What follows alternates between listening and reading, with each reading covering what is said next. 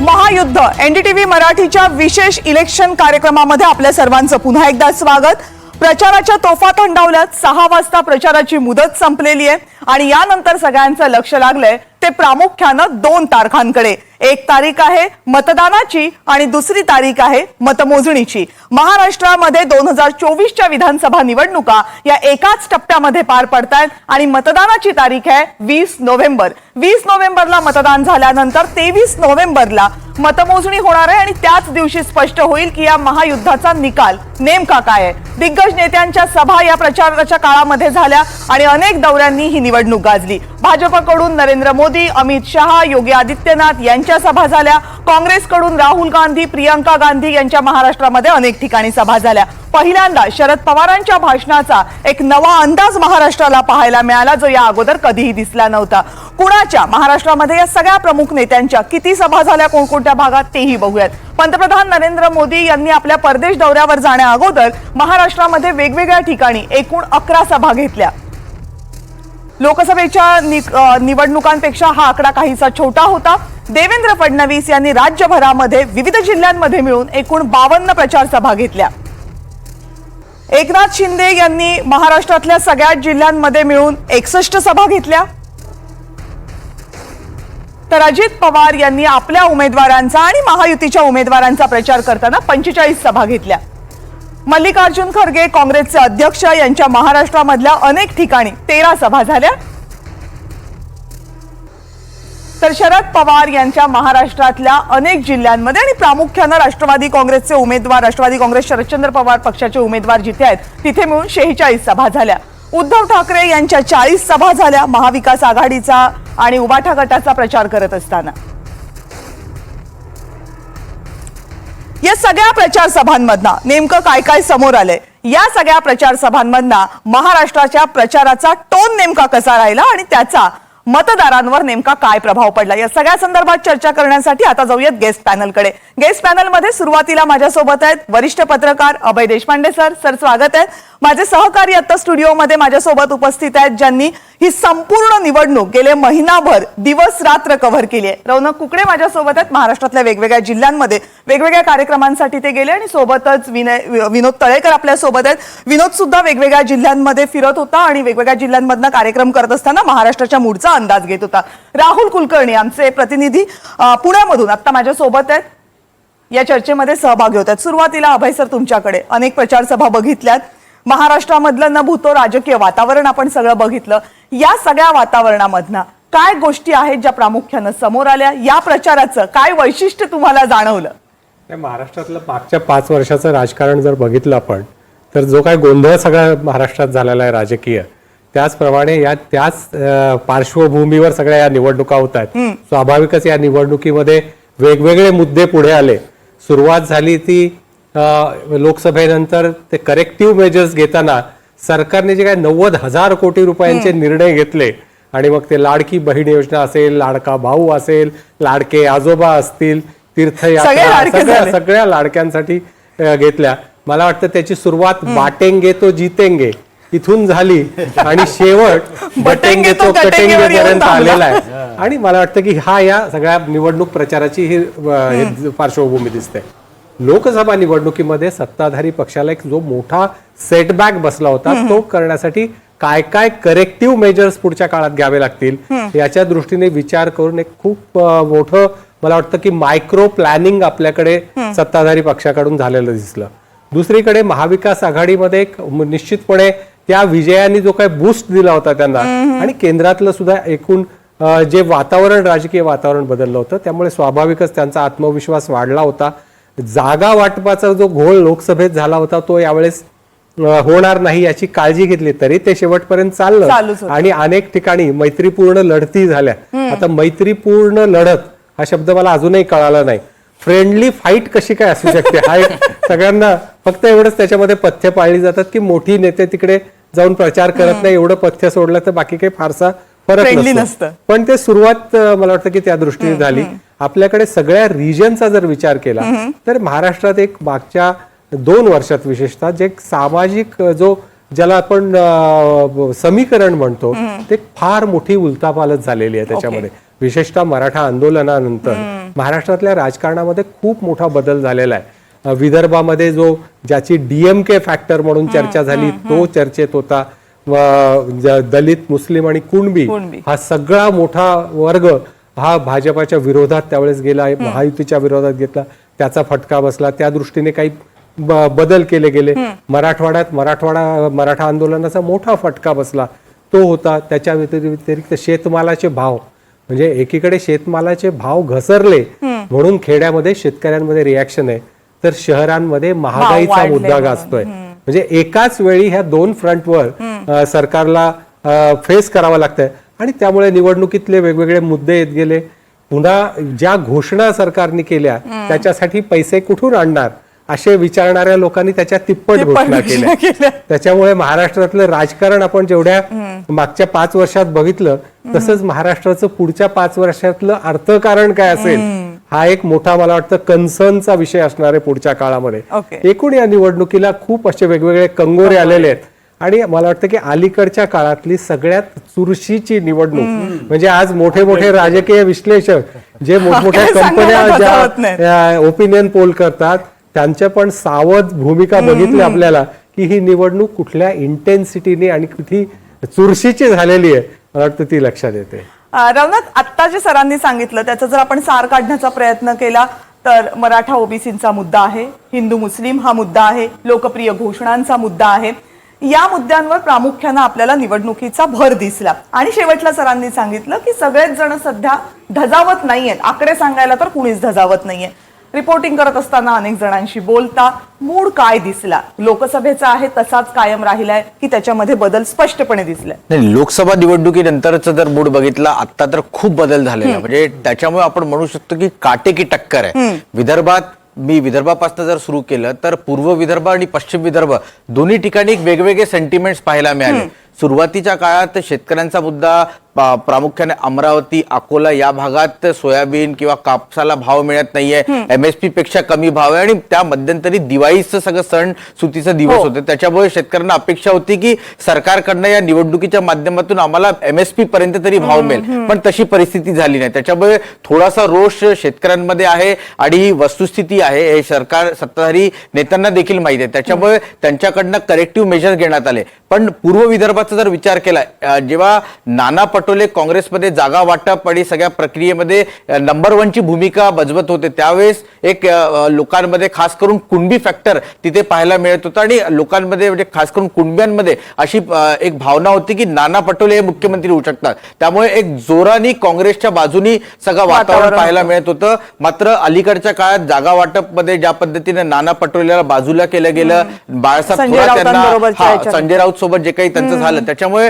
थोडंसं तिथे तो इनकॅश करण्याचा प्रयत्न भाजपने केला आणि भाजपने तिथे एक वेगळ्या पद्धतीचा नॅरेटिव्ह सेट केलाय की जर फडणवीस किंवा गडकरी नसतील तर विदर्भाचा विकास होऊ शकत नाही. त्याच्यामुळे पूर्व विदर्भात अशा पद्धतीनं परत एकदा महाविकास आघाडी जर सत्तेत आली तर पश्चिम महाराष्ट्रात हा सगळा विकास जाऊ शकतो. शरद पवार परत सगळे प्रोजेक्ट पश्चिम महाराष्ट्रात नेतील. त्याच्यामुळे हा एक वेगळा पूर्व विदर्भ आणि पश्चिम विदर्भ असे 2 विभाग आहेत तिथे आणि त्याच्यामध्ये वेगवेगळ्या पद्धतीने नॅरेटिव्ह जे आहे ते सेट होताना पाहायला मिळतंय. बरं विनोद, तूही अनेक भागांमध्ये गेलास, शेतकऱ्यांचा मुद्दा पण आपल्याला सगळीकडे, पण विरोधाभासी भूमिका दिसली की एकीकडे शेतकऱ्यांचा मुद्दा, एकीकडे लोकप्रिय घोषणा आणि दुसरीकडे धार्मिक ध्रुवीकरणाच्या घोषणा.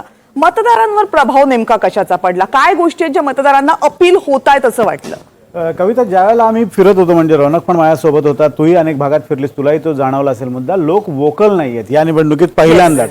लोक खूप मनात धरून आहेत, काय करायचं त्यांना पक्क ठाऊक आहेत पण ते सांगत नाहीयेत.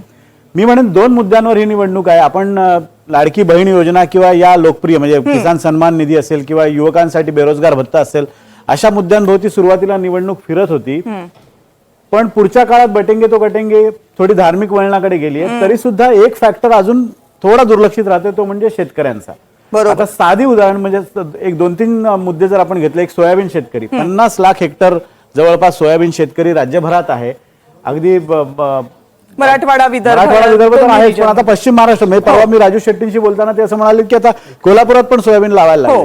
नकदी पीक आहे पण तिथे पण धोरण धरसोड वृत्ती जी केंद्राची आहे, म्हणजे केंद्रात शेतकऱ्यांबद्दल आपुलकी आहे की नाही अशा स्वरूपाचं वातावरण आहे. कारण सोयाबीन मध्ये आपल्याला जीएम वाणाला आपल्याकडे बंदी आहे, पण ज्यावेळेला तुम्ही खाद्यतेल आयात करता सोयाबीनचं ते जीएम उत्पादित ते चालतं. बियांपासून चालतं. सोया पेंड आहे ती जीएम उत्पादित ती पण चालते. मग आपल्याकडे का बंदी करून ठेवली, हा एक मुद्दा झाला. दुसरा असा आहे की कापसाचा मुद्दा. आता कापसाचं बीटी बियाणं कापूस उत्पादक कंपनी आणि केंद्र सरकारच्या याच्यात रॉयल्टीचा वाद आहे, त्यातनं हा सगळा मुद्दा अडकून पडलेला आहे. आणि त्याच्यानंतर अवकाळी पावसामुळे कापूस भिजला, महामंडळाचा कापूस घेत नाहीये. अशा परिस्थितीत कापूस उत्पादक शेतकरी अस्वस्थ आहे. डाळ उत्पादकांचा प्रश्न म्हणाल तर डाळ मधल्या काळात आपण स्वयंपूर्ण होण्याच्या मार्गावर होतो. मराठवाड्यात हा प्रामुख्याने मुद्दा, म्हणजे लातूर आणि हा सगळा पट्टा आहे तो तूर डाळ आणि या सगळ्यांचं हब आहे. तिथला डाळ उत्पादक शेतकरी सुद्धा अस्वस्थ आहे, कारण आयातीला परवानगी दिलेली आहे आणि स्वस्तात 30,000 कोटीची डाळ आपण आयात केली असेल तर तो शेतकरी अस्वस्थ आहे. साखर उत्पादक जागतिक बाजारात साखरेचे चांगले भाव असताना आपल्याला निर्यात बंदी सतत 2 वर्ष, इथेनॉलचं दरसोड धोरण. आपण फक्त कांद्याचा विचार करतोय, पण हे जे फॅक्टर्स आहेत ना, हे फॅक्टर्स सायलेंट, मगाशी कापूस सायलेंट वोटर म्हणजे सायलेंट वोकल होत नाहीये. आणि हा शेतकरी पण तो राग आहे मला. पण मला एक सांग, हे मला काहीच जाणवलं की हा जो शेतकऱ्यांचा राग आहे तो सरकारच्या विरोधात जितका आहे, जितका जनरलाइज्ड आहे, तितका स्पेसिफिक भाजपच्या विरोधात आहे असं एक जाणवत होतं. तर ते तुलाही जाणवलं का? असं काही त्याच्यात असा एक मुद्दा आहे की जरांगेंनी त्या मुद्द्याला आणखी हवा दिली. म्हणजे स्पेसिफिकली भाजपबद्दल बोलायचं तर जरांगेंनी तो रोष यांना अधिक टोकदार केला. ओके. म्हणजे आधी सत्ताधाऱ्यांविरोधातला तो रोष असेल, अर्थात कोणी सत्ताधारी, म्हणजे जर महाविकास आघाडी कंटिन्यू 5 वर्ष असती तर कदाचित हा रोष त्यांच्या विरोधात असता. पण सत्ताधाऱ्यांच्या विरोधातला रोष टोकदार करण्याचं काम मला वाटतं जरांगे पाटलांनी केलं. ते त्यांचा मुद्दा वेगळा होता, आरक्षण जरी होता तरी, पण शेवटी आरक्षणाचा मुद्दा पण शेतीतल्या बिझनेस मधनं आला ना. कारण शेतीतलं आता वाटे व्हायला लागले, शेती किफायतशीर राहिलेली नाही, म्हणून आरक्षणाची गरज भासते. म्हणजे पूर्वी कृषक समाज पश्चिम महाराष्ट्रातला सदन मराठा पण म्हणजे त्या मार्गाने ते तिकडे वळला असेल. जसं यांनी सांगितलं की कापूस सोयाबीन, मला वाटतं की संत्रा हा पण एक महत्वाचा विषय विदर्भ, म्हणजे खास करून नागपूर अमरावती कारण सध्याचा जो संत्रा आहे तो बांगलादेशला एक्सपोर्ट होत नाहीये. ती तिथे सगळ्यात मोठी शेतकऱ्यांची एक समस्या आहे, कारण त्यांनी इम्पोर्ट ड्युटी खूप वाढवलेली आहे. कारण त्यांना जे हवं होतं आपल्याकडनं ते दिलं जात नाहीये, त्यामुळे तो बांगलादेश आणि भारतामधला वाद संपलेला नाहीये. बऱ्याच शेतकऱ्यांनी त्याचा उल्लेख केलेला आहे. राहुलकडे जाऊयात. राहुल, महाराष्ट्रातल्या वेगवेगळ्या भागांमध्ये तुम्ही सुद्धा फिरलात, तर या प्रचारामधले कोणकोणते मुद्दे आहेत जे मतदारांना भावलेत असं तुम्हाला वाटतं? एक तर कविता असं दिसतंय स्पष्टपणे की अजूनही महाविकास आघाडीला एज आहे, परंतु लोकसभेची जर आपण तुलना केली तर जसा पॅन लोकसभेला एक मुद्दा होता की वेगवेगळ्या कारणामुळे जे 3-4 मुद्दे होतेच आपल्याकडं की घटना बदलाचा मुद्दा, अल्पसंख्याकात असलेली असुरक्षितेची भावना आणि मध्य महाराष्ट्रामध्ये जरांगे पाटलांचं आंदोलन, आता एकच एक पॅन महाराष्ट्र असा मुद्दा मला जाणवला नाही. आणि माझ्या लेखी ह्या वेळेला 2 अत्यंत क्रुशियल महत्वाचे मुद्दे आहेत. जी गोष्ट महायुतीच्या विरोधामध्ये लोकसभा निवडणुकीमध्ये गेली होती की त्यांनी पक्ष फोडले, पण या वेळेला हा मुद्दा महायुतीसाठी थोडासा फायदेशीर आहे. कसा तर 40 उद्धव ठाकरे यांचे नवे उमेदवार, कारण त्यांना नवीन उमेदवार द्यावे लागले, आणि तसंच शरद पवार यांना द्यावे लागलेले 40. बरोबर. पण मग हे सगळं होत असताना राहुल, की प्रचारामध्ये महाविकास आघाडी किंवा महायुती यांच्यापैकी बाजी नेमकी कुणी मारलेली दिसली? तेच तर मी सांगतोय की आता या क्षणाला आपल्याला असं म्हणता येणार नाही की या क्षणाला जरी महाविकास आघाडी जशा वेगवेगळ्या मुद्द्यामुळे, आता मध्य महाराष्ट्राचा विचार केला तर जरांगे फॅक्टर, सोयाबीन, कापूस आणि सरकारच्या विरोधामध्ये असलेली एक वेगळ्या प्रकारची अँटी इन्कम्बन्सी, हा फॅक्टर महाविकास आघाडीच्या बाजूने जाताना दिसतोय. पण तेच पॅरामीटर तुम्ही जर पश्चिम महाराष्ट्रामध्ये लावले तर पश्चिम महाराष्ट्रामध्ये नेक टू नेक फाईट आहे. म्हणजे इथे थोडेसे हे मुद्दे बाजूला जातात. इथे जरांगे फॅक्टर हा सोलापूर जिल्ह्याच्या मर्यादेमध्ये थोडासा प्रभावी आहे, पण इथे प्रस्थापित असलेले नेते जे आहेत, जे अजित पवार यांच्या बरोबर गेलेले आहेत, तर त्यांचा पराभव घडवून आणणं. आता अगदी कोल्हापूर जिल्ह्याचं जरी आपण उदाहरण घेतलं, आणि हे फार महत्वाचं आहे, मी या गोष्टी वारंवार सांगतोय की या विधानसभा निवडणुकीमध्ये 2 क्रुशियल मुद्दे जे आहेत, एक नवे चेहरे आणि दुसरे बंडखोर. या बंडखोराचं जरी केलं तरी जो लोकसभेला जशाच्या तसा इम्पॅक्ट अरिथमॅटिकच्या भाषेमध्ये आपल्याला विधानसभेला अपेक्षित होता तसा तो दिसत नाही. त्याचं मुख्य कारण हे 2 आहेत. आता माझा उमेदवार कोण हे लोक खूप बारकाईनं बघतायत आणि ते सर्वपक्षीय बघतायत. म्हणजे काँग्रेसच्या राजू आवळे यांच्याबद्दलचं मत चांगलं आहे, शिवेंद्र बद्दलचं मत चांगलं आहे, अजित पवार यांच्याबद्दलचं लोकांचं मत चांगलं आहे. तीच गोष्ट आहे दिलीप वळसे पाटील यांच्यावर. सो आता ह्या क्षणाला शरद पवार यांच्याबद्दल सहानुभूती आहे का? आहे. उद्धव ठाकरे यांच्याबद्दल सहानुभूती आहे का? आहे. परंतु जी गोष्ट पॅन पद्धतीनं, पॅन इश्यू म्हणून महायुतीचे उमेदवार आम्हाला पाडायचेत, अशा पद्धतीनं जो लोकांनी विचार केलेला होता तो विधानसभा निवडणुकीमध्ये दिसला नाहीये. आणि हा. म्हणून मी म्हटलं की उमेदवार कोण प्रस्थापित असलेला. Yes, exactly. आता शेतकऱ्यांचे प्रश्न मला विदर्भात पण दिसले. विदर्भामध्ये ते सगळीच कडे आहेत आणि या प्रश्नांवर आपण सविस्तरपणे चर्चा करणार आहोत. पण अभय सर, सगळी भाषणांचा आपण विचार केला तर मागच्या निवडणुकीमध्ये शरद पवार यांचं पावसातलं भाषण हा त्या निवडणुकीचा उच्चांक ठरला होता. तर या निवडणुकीमध्ये जी जी भाषणं तुम्ही ऐकलीत त्या भाषणांमध्ये कोणती भाषणं होती जी भावणारी होती, जी मतदारांपर्यंत प्रभावीपणे पोहोचली? नाही, भाषणांचं बघाल तर या निवडणुकीत जर सरसकट असा विचार केला तर भाषा खूप खाली गेलेली असं लक्षात येईल.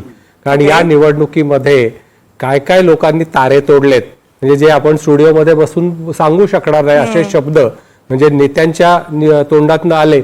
आणि त्याचं मुख्य म्हणजे त्या पक्षाच्या प्रमुख नेत्यांनी त्याच्या संदर्भात कुठलेही ऍक्शन घेणं किंवा त्यांना समज देणं असे प्रकार फार कमी झाले. मध्यंतरी अजित पवारांनी काही नेत्यांना समज दिली की या संदर्भात कमी बोला, सांभाळून बोला, किंवा मुख्यमंत्र्यांनी पत्र पाठवलं. परंतु तो भाषेचा स्तर, मला वाटतं की ज्या पद्धतीचं राजकारण आलंय आणि जे व्यक्तिगत म्हणजे विरोधक म्हणजे शत्रू याच्यापर्यंत जो आलेला आहे, तर त्याचं मला वाटतं पर्क्युलेशन कुठेतरी आता स्थानिक पातळीवरच्या कार्यकर्त्यामधून वरपर्यंत दिसतंय ते सगळीकडे की ती भाषा बदलली आहे. प्रभावी भाषणांचं म्हणाल तर भाषणात प्रभावी राज ठाकरे यांची भाषणं नेहमीच प्रभावी असतात, पण भाषणांचं मतांमध्ये रूपांतरण हा एक मोठा इश्यू असतो. मला वाटतं म्हणजे आपण भाषणाचं जर सार काढायचं झालं तर अजित पवार यांच्या बरोबरीने सभा शरद पवारांनी 84 वर्षे घेतल्यात. मला वाटतं की या निवडणुकीमध्ये जर आपण बघितलं तर शरद पवार ज्या ईर्षेने उतरले या निवडणुकीमध्ये, ते या निवडणुकीचं वैशिष्ट्य सांगावं लागेल. कारण त्यांची भाषणं पण आक्रमक होती. म्हणजे या निवडणुकीमध्ये शरद पवार यांना पाडा आणि उद्धव ठाकरे यांना गाडा असे एक कॉमन थीम घेऊन पक्षाच्या बंडखोरांविरुद्ध फिरताना दिसत होते.